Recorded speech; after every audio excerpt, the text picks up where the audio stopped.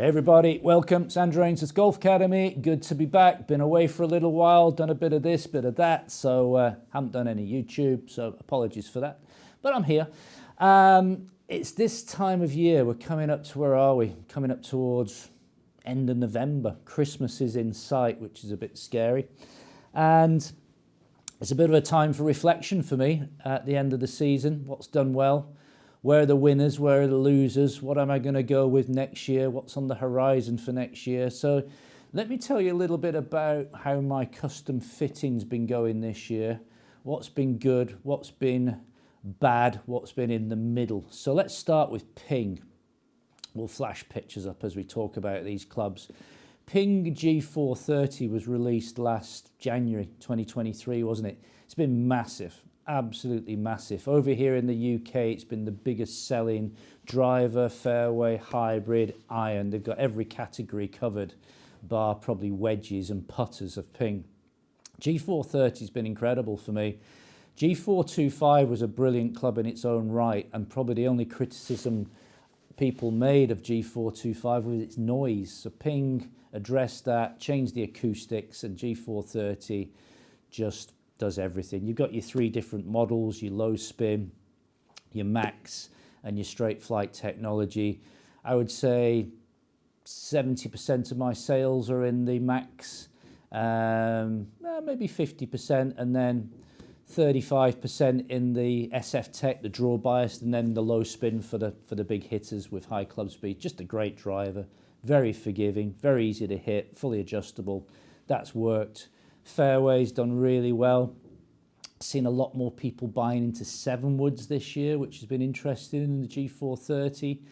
Not as many 3 woods being sold these days as fairway woods. Hybrids, now they do 3, 4, 5, 6 and 7. So again, seeing more people buying more lofted hybrids and less long irons. And the G430 iron itself's been a fantastic story. Very forgiving, very easy to hit. So G430 has just been the biggie for me, massive. Let's move on to Mizuno. I only work with 3 brands, Ping, Mizuno and Cobra. Mizuno driver, disaster for me. Couldn't give them away. Brilliant driver, but nobody buys them. That was the 230 model.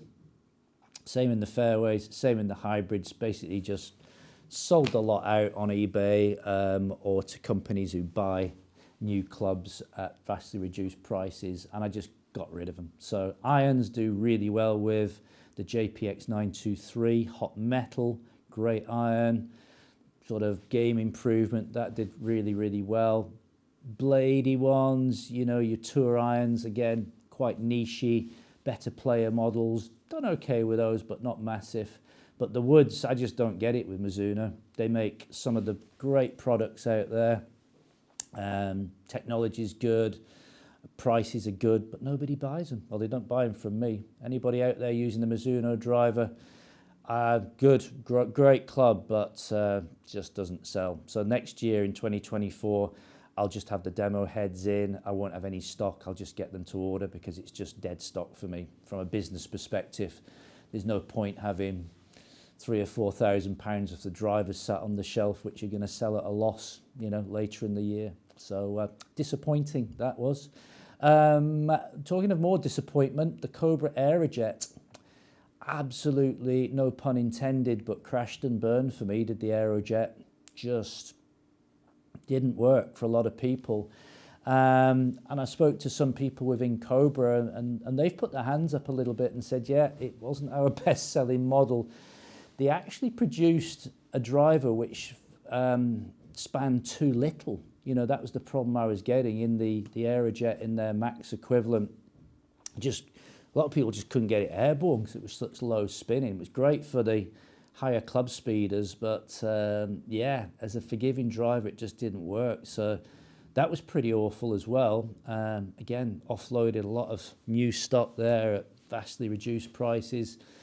I think, you know, if you get the right combo of shaft and loft and head in there, it worked for some people. But I saw the new Cobra driver a couple of weeks ago. I'm not sure I'm allowed to tell you what it is, but I better not do. I might do another video on new products when I can check out what I can tell you. But it looks a lot better and a lot more forgiving. So yeah, Cobra Aerojet, big for me, that one. Irons did quite well in the Cobra irons. Putters, again, Ping were very strong. Mizuno launched some brilliant putters, but again, didn't sell, sort of Scotty Cameron-esque. Wedge-wise, the Glide 4s went very well last year. In the Pings, the Pro Forged for me, again, couldn't give them away as great as they were. I think price had a lot to do with it. They're quite expensive. Wedges in the UK seem to be ruled by Vokey still. That's the #1 selling wedge in the UK is Vokey by quite a considerable margin. And the interesting fact about Vokey wedges that you may or may not know, they're not forged. There you go. There's the bombshell for you today. Vokey wedges are not forged. Does it matter if they're forged or not? To me, it doesn't matter a great deal because I can't feel the difference between a forged wedge and a cast wedge some days, depending on how I hit it. So there's some winners and losers. Other clubs that I don't stock, which I just hear rumours about. Callaway Paradigm, heard good things about it. Hit it a couple of times, thought it was good, but no better than anything else on the market.